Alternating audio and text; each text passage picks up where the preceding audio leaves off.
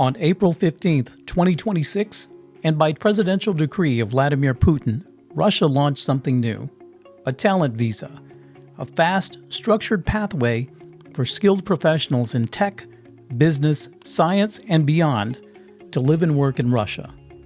It's part of a broader initiative called Impatriation, focused on long-term integration, not just entry. The program is coordinated by the Agency for Strategic Initiatives with a single digital platform guiding applicants from first step to relocation. If you've been thinking about building something in Russia, this is your window. Explore the program at timetoliveInRussia.com. At the center of this effort is the Agency for Strategic Initiatives.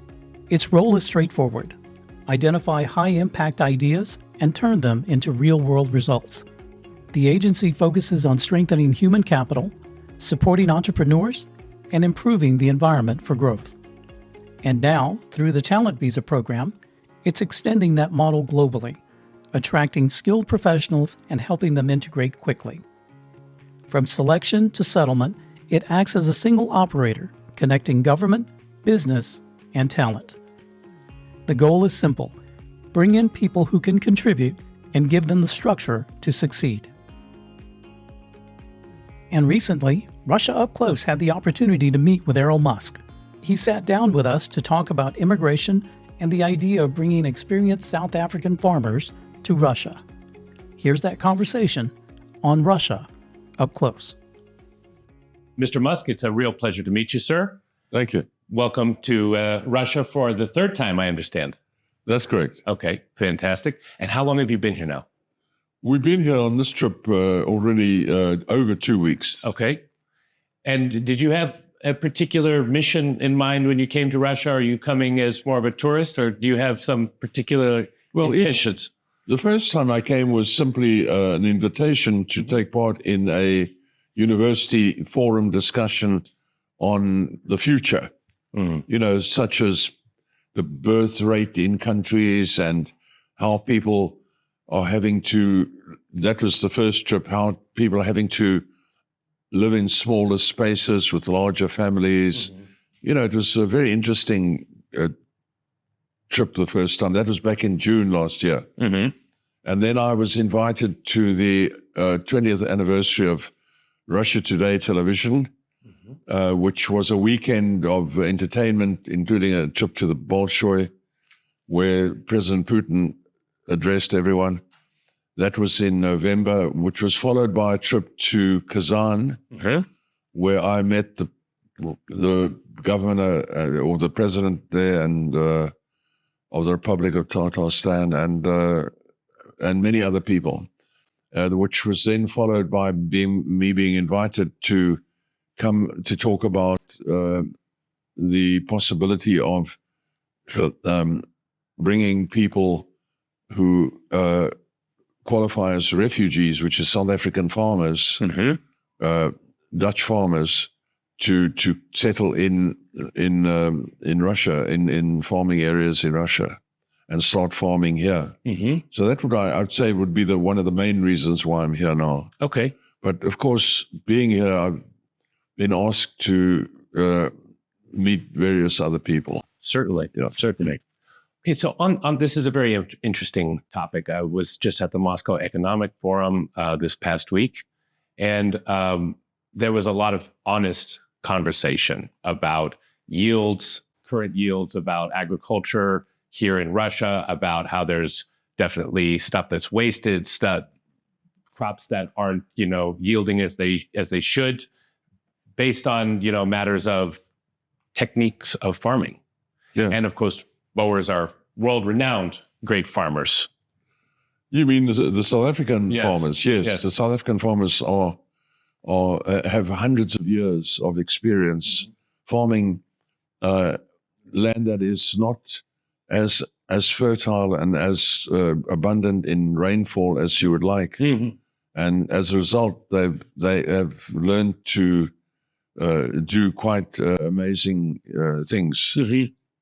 So that would be very applicable to a place like Russia. Very applicable anywhere. Yeah, sure. And they are able to farm large farms on their own. They are not dependent on others. They are hands-on farmers. Sure.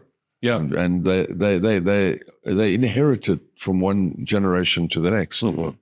So they know it literally from the ground up. Yes, the average young Boer or farmer son can drive a tractor, fix a tractor, drive a combine, repair a combine,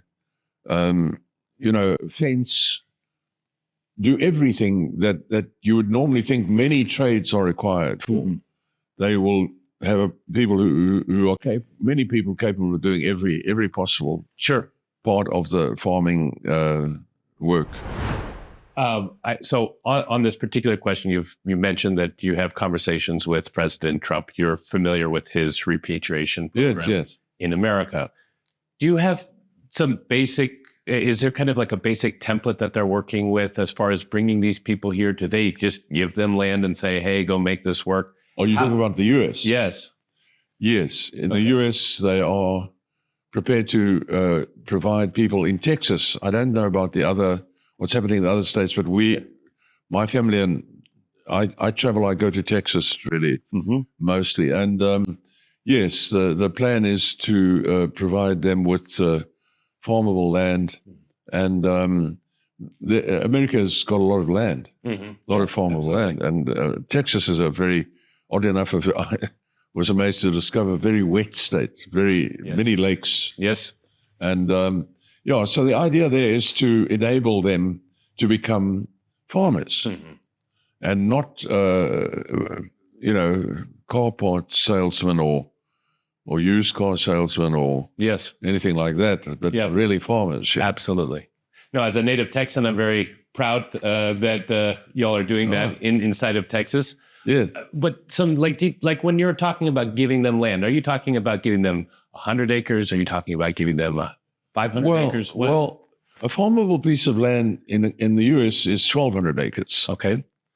So it's not about giving them the land, but it's enabling them to have land to farm. Sure. Where there is some sort of arrangement that they can either later lease it for a period, or I'm not sure what the details are, or perhaps after a number of years purchase it outright in their own name. I'm not sure, but it's not a case of putting them there as laborers to farm something that will be taken away from them later. Yeah, sure.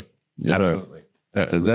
So if you look at the original model, they came to the Cape of Good Hope, which is the tip of South Africa. There were no other, it was an empty land because the weather conditions did not enable the Negro populations to live in that area. It was basically empty land. They parceled it out between themselves as Dutch settlers 400 years ago. And those farms that were parceled out are still in the hands of the farmers that received them 400 years ago. Wow. That's amazing. Yes. So the families that received them many, many years ago are still farming those lands. And at the moment, we now have a black government in South Africa.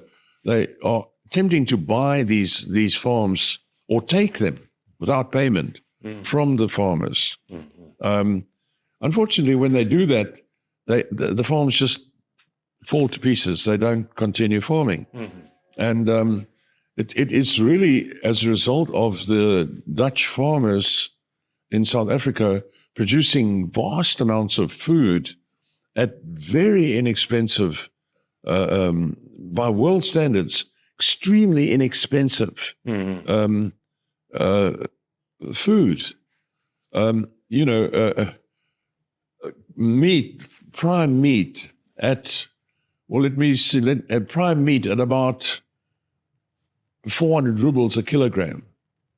That must be quite cheap in this country, wouldn't it? Very prime meat. Would be.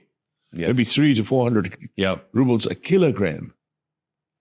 That you would be surprised, actually. 3 years ago, that was actually true. When I first arrived here, it was that. I was cooking tomahawk steaks on the grill for 400 rubles a kilo when I got here. But we've proportionately moved up with the rest of the world. We haven't caught up. Obviously, you can tell that the things are much cheaper. You couldn't afford to live on a normal salary in Moscow, like you do in New York that you can in Moscow. So it's a radical difference. But so yes, I fully appreciate what you just said.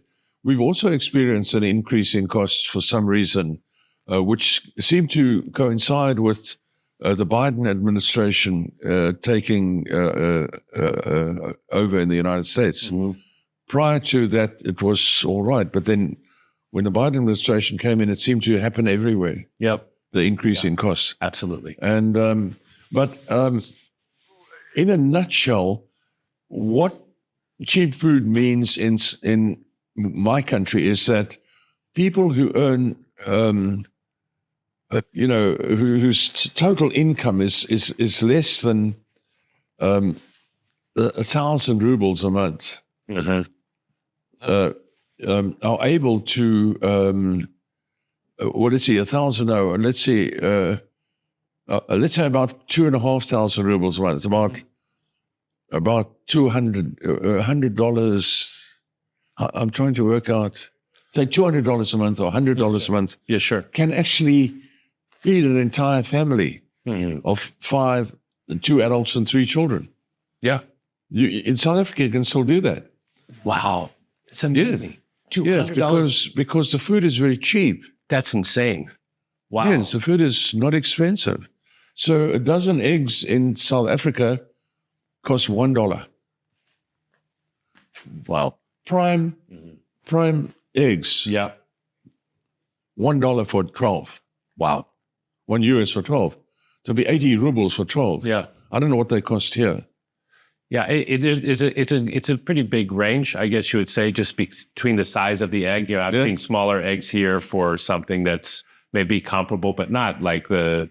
Well, what I'm saying, I don't know. I hope it's the same here. Yeah. But it's enough. It's cheap enough in South Africa for people whose monthly income is in the vicinity of $100 US. Yes.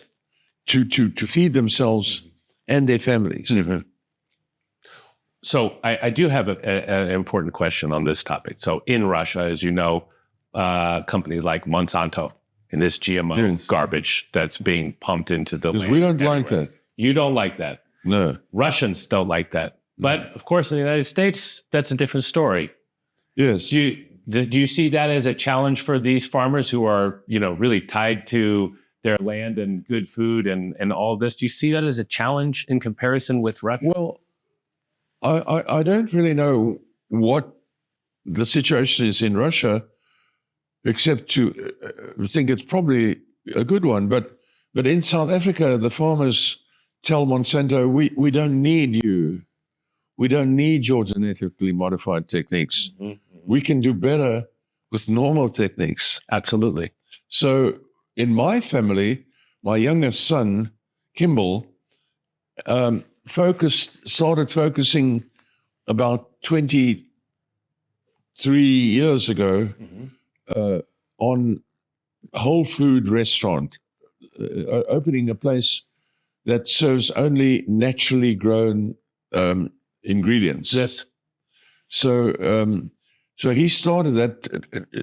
Until recently, I don't know what the latest statistics are, but with the groups that he's involved with, they have like 3,500 natural food outlets, which are of a Mexican food basis, but it's all natural ingredients. Chipotle.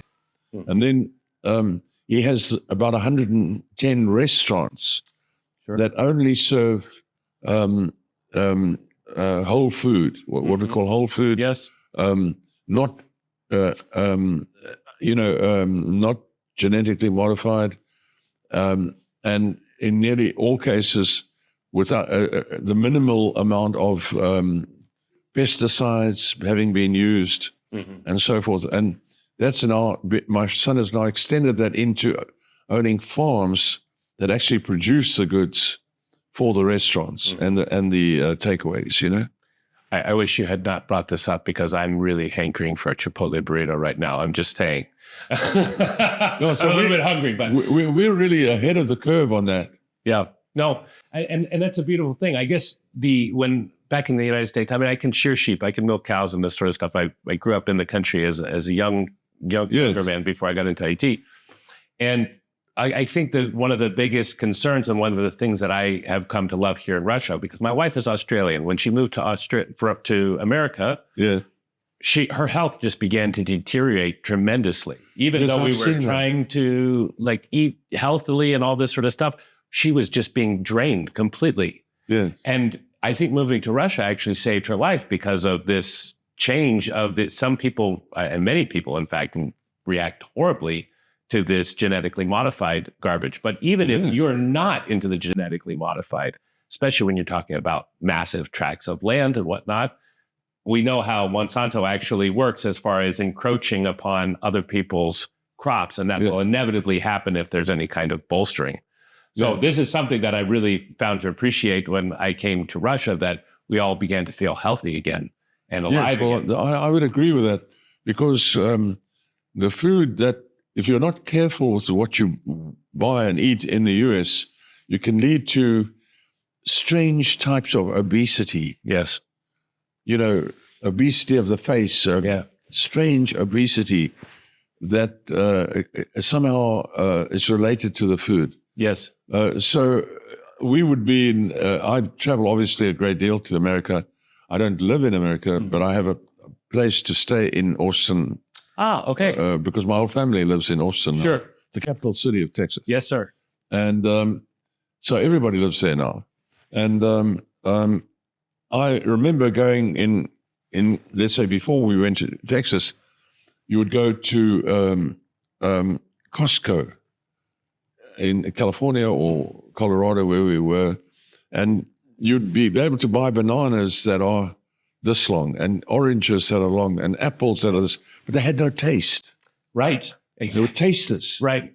The oranges are dry. There's no Well, they were tasteless, like eating cardboard. Yes, yes. And we realized there's something wrong. Yes. And this was 25 years ago when we moved there. Mm-hmm. And then when I moved there with my wife, because my sons wanted us to live near them, you see. I see. And then we were told, you need to go to I forget what they called it, natural food or whole food or Whole Foods. Organic food shop. Okay, yes. If you want to eat properly. Yes. And then you would go there and you would get little carrots and not giant Costco carrots, you know, Right. things like that. And so we soon learned that, you know, what you can eat and what you can't eat. So if you went to my son's restaurant in Colorado, the original restaurant 20 years ago, you might have a dessert which they would give you with your meal, and it would be a little dessert. But if you went to the cheesecake factory next door, you could have a piece of cheesecake that big. Wow. You know, exactly. for the same price. Yes. But it's not good for you. Not good for you at all. Not good for you at all. Absolutely.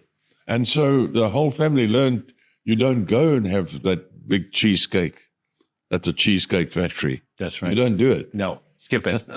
You mentioned Austin being a capital of Texas. Yes. If I can ask you in closing, we're here in Moscow.